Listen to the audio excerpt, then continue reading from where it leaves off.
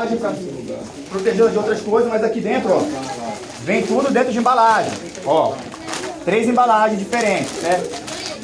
E vem dentro de outra embalagem também. Então vem muito protegida, tá? Ela possui, as comidas aqui possuem conservantes. Então o pessoal que tem aí algum tipo de alergia a conservante, então eu aconselho a não provar, tá?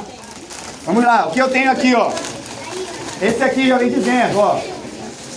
É o meu jantar e minha ceia, que é meu lanche noturno. Então meu jantar e ceia estão aqui. O meu de jejum, que é meu café da manhã, né? Meu café da manhã e meu almoço.